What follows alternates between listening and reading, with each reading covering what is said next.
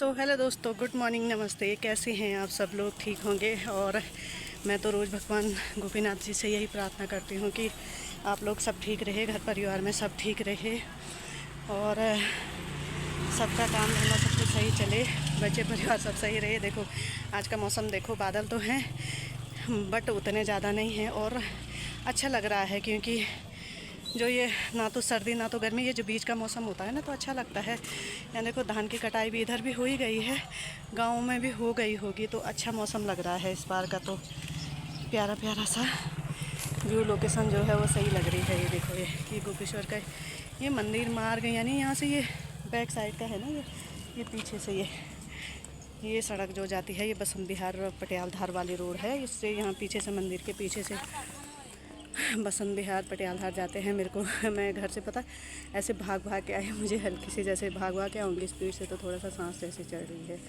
तो इसलिए। और अभी मैं जा रही हूँ मार्केट। तो मार्केटिंग का तो मेरा रोज़ ही होता है, मार्केटिंग का काम होता है रोज़ ही, तो इसलिए मैं मार्केटिंग के लिए जा रही हूँ। और थोड़ा घर का राशन रूसन भी लेना ही है और थोड़ा गाड़ी की सर्विसिंग भी करवानी है बच्चे की, तो इसलिए मैं मार्केट जा रही हूँ। मैंने कहा चलो आप लोगों के हाल चाल के लिए एक छोटा सा ब्लॉग बना देती हूँ, और क्योंकि डेली रूटीन का डेली खबरें लेना भी अच्छा लगता है, आप लोगों के बारे में जानना, अपने बारे में बताना, तो इसलिए मैंने एक छोटा सा ब्लॉग शूट कर लिया है। अभी मैं यहाँ पे मेरे पीछे देखो पार्किंग है यहाँ पे, और ये मंदिर मार्ग का गली है, ये पीछे से यहाँ से बसंत विहार की ओर जाती है गाड़ी, यहाँ से बसंत विहार पटियाल धार नीचे पहुँचती है। तो मैं यहाँ पे बैठ रखी हूँ अभी, पहुँच जाते हैं यहाँ पे कर रही हूँ मैं ब्लॉग शूट आप लोगों के लिए। अच्छा लगता है गोपेश्वर में, पता क्या है, ना तो ज़्यादा गर्मी होती है ना तो ज़्यादा ठंड होती है, अच्छा सा मौसम रहता है। इस मौसम में बहुत अच्छा लगता है यहाँ पर आना। और रोड में आ गई है गाड़ी, पिकअप आ गई है, पिकअप की वजह से थोड़ा शोर शराबा भी हो ही रहा है। देखो क्या होता है ना, घर में तो ब्लॉगिंग शूट हो रोज ही होती है, पर लेकिन मैं ऐसा करती हूँ कि रास्ते में चलते चलते कर लेती हूँ। मैं रास्ते में जैसे चलते चलते जाऊँगी तो रास्ते में भी कर लेती हूँ। देखो मैंने कहा चलो चल ही रही हूँ तो कर लेती हूँ थोड़ा इसमें ना। पता क्या है, आज मुझे जैसे आए दिन रोज़ तो यही कांड हो रहे हैं, रोज़ यही परेशानियां हैं देश में, मतलब कुछ चीज़ें बदलाव आने वाला नहीं है, लोगों की थिंकिंग लोग नहीं बदलने वाले हैं। और मैं हर वीडियो में, बहुत सारे ब्लॉग में मैं ये भी बता चुकी हूँ कि देखो हालात सबके सामने आता है, सब चीज़ें एक जैसी कभी नहीं होती है। 100% सही तो कोई भी चीज़ें नहीं होती है, कोई भी रिलेशनशिप 100% सही नहीं होता है। तो उस चक्कर में पता क्या होता है, जब कोई भी चीज़ें 100% सही नहीं होती है ना, तो उस चक्कर में हम लोग क्या कोई भी गलतियां कर देते हैं। और गलतियां ऐसी करते हैं ना जिनका पछतावा हमें ज़िंदगी भर होता है, और उस पछतावे के चक्कर में हम कुछ नहीं कर पाते हैं, अपनी लाइफ बर्बाद कर देते हैं, अपनों की लाइफ बर्बाद कर देते हैं। और ये इसका पछतावा हम करते हैं बाद में, लेकिन फिर चीज़ें हाथ में नहीं रह जाती है, ख़राब हो जाती है, बिखर जाती है। तो सोच सही होनी चाहिए। आज के ज़माने में लड़कियां देखो खुद पे डिपेंड हैं, आत्मनिर्भर हैं, लड़कों से ज़्यादा आगे हैं और सब कुछ कर रही हैं। काम छोटा या बड़ा कुछ नहीं होता है, काम तो काम होता है भाई। शर्म इंसान को मांगने की होनी चाहिए, गलत काम की होनी चाहिए, काम की नहीं होनी चाहिए। तुम एक छोटी सी रेहड़ी डालो, घर घर जाके सामान बेचो, ये सब चीज़ें करो, कोई तुम्हें कुछ नहीं बोलेगा। लेकिन तुम एक रिलेशनशिप अगर ख़राब होता है और उसकी जगह पे तुम दूसरा रिलेशनशिप के बारे में सोचते हैं, तो वो चीज़ें तुम्हें पूरे लाइफ की धज्जियाँ उड़ा देती है, तुम्हारी पूरी लाइफ ख़राब कर देती है। तो सेम सीन आजकल ये बेंगलुरु का भी सामने आया है कि शादीशुदा लड़की, कहा जा रहा है कि एक छोटी बेटी भी है उसकी, और उसके बावजूद भी वो देखो प्यार के चक्कर में आ गई। प्यार होता है ना, ये फीलिंग्स जो होती है ना, ये इंसान को अक्सर कमज़ोर कर देती है।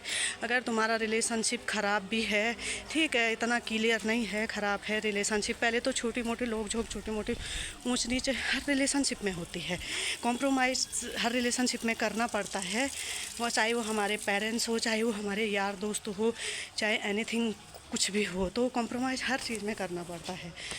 और अगर रिलेशनशिप इतना क्लियर नहीं है तो उसमें भी तुमको थोड़ा बहुत कॉम्प्रोमाइज़ करना ही पड़ता है, उसमें भी कॉम्प्रोमाइज़ करना ही पड़ता है। और अगर तुमसे नहीं हो पा रहा कॉम्प्रोमाइज़, नहीं अच्छा लग रहा, तो सेफली अलग हो जाओ, अपने पैरों पे खड़ा हो, कुछ ना कुछ काम करो, हिम्मत मत हारो, हिम्मत रखो, लेकिन दूसरे के चक्कर में मत आओ। और उसने यही गलती कर दी। आज देखो क्या हो गया उस बेचारी के साथ। उसको तो उम्मीद भी नहीं होगी कि उसके साथ ये सब कुछ हो जाएगा, तो सोचा भी नहीं होगा उसने, तो है ना।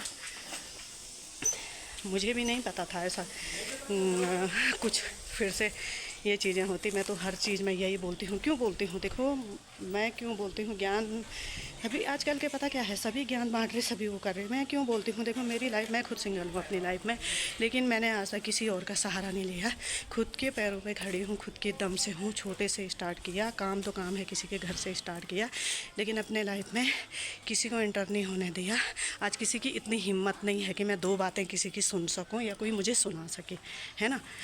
तो ठीक है, सही सलामत है, अपनी मर्ज़ी है, अपनी मर्ज़ी के हिसाब से चलेंगे, अपनी मर्ज़ी के हिसाब से खाएंगे रहेंगे। कोई धमकाने वाला भी नहीं है, कोई बोलने वाला भी नहीं है, किसी के दबाव में नहीं आ सकते हैं। और कितना बुरा उस बेचारी के साथ हुआ कि उसको वही फिर काट फाट के वही सीन हो रहे हैं ना, उसको फिर वही काटने फाटने वाला सीन, उसको काट फाट के बोला जा रहा है कि 30 टुकड़े करके फ्रीज में रख दिया। तो अब बताओ क्या क्या क्या ज़रूरत है ये ऐसे प्यार की? क्या ज़रूरी था उसको? अगर ये सब चीज़ें ही होना था तो अपने रिलेशनशिप को थोड़ा सा आगे बढ़ाती, उसमें थोड़ा सा कॉम्प्रोमाइज़ ज़्यादा कर लेती, अपनी तरफ से ज़्यादा एफर्ट दे देती। अगर अगले बंदे की तरफ से नहीं भी था तो अपनी तरफ से थोड़ा ज़्यादा एफर्ट दे देती, उसको रिलेशनशिप को बचा लेती। आज ऐसा कुछ नहीं होना पड़ता। एक बेटी है और शादीशुदा लेडीज़ों को बिल्कुल भी सही नहीं है ये। मैं इसी बात से परेशान हूँ कि बहुत बार बहुत घटना, एफबी का प्यार, इंस्टाग्राम का प्यार, ये सारी चीज़ें, और ये लोग अपने ज़्यादा उम्र की, हमारी ज़्यादा उम्र की लेडीज़ अपने बच्चे छोड़ देते हैं, घर परिवार छोड़ देते हैं, इन गलत लोगों के उसमें आ जाते हैं, और फिर क्या करना पड़ता है, ये सब चीज़ें होती है। तो फिर भी मैं इतना कह रही हूँ इस ब्लॉग में कि बड़ी दुख की बात है और बड़ी अफसोस की बात है, इतना सब कुछ होने के बाद भी ना हमारे यहाँ की महिलाएं समझ रही है कि ये जो कर रही हैं, ये जो जिस खुशी की तलाश में है, ये उनको पूरी ताउम्र का गम बनने वाला है।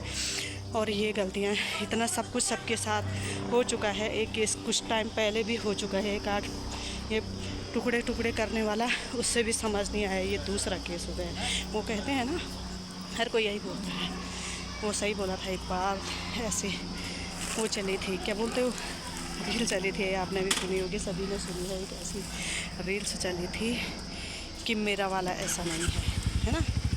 वो मेरा वाला ऐसा नहीं है, और वो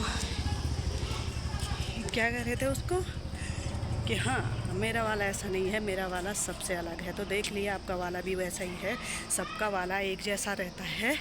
और खुद को इतना सरकार ने इतनी छूट दे रखी है, आज के ज़माने में इतना सब कुछ कर रखा है।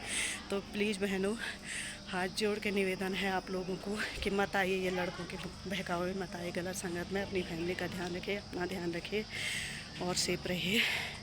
तो मैं पहुँच गई हूँ मार्केट, थोड़ा शॉपिंग करती हूँ। आज के ब्लॉग में इतना ही, बाय बाय।